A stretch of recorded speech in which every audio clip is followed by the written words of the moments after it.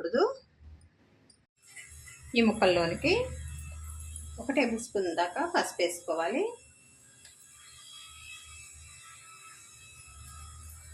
ఉప్పు చేర్చుకోవాలి. మొత్తం కలిపేసుకోవాలి. ఈ విధంగా పైకి కిందికి బాగా కలిపేసుకోవాలి.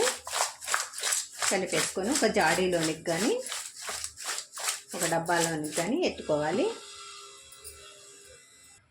ఈ విధంగా డబ్బాలోనికి తీసుకొని మూత పెట్టి ఒక 3 డేస్ వరకు ఉండనివ్వాలండి. ఈ విధంగా మూత పెట్టేసుకొని ఒక 3 డేస్ తర్వాత తీసి చూసుకోవాలి.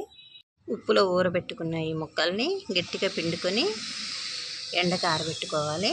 చింతపండు తీసుకొని ఒక 200 గ్రాములు ఇలా పీచు గింజలు తీసుకొని శుభ్రం చేసుకొని ఆ రసంలోనికి ఒక 4 గంటల ముందు నానబెట్టేసుకోవాలి. ఎండబెట్టుకున్న ముక్కలన్నిటిని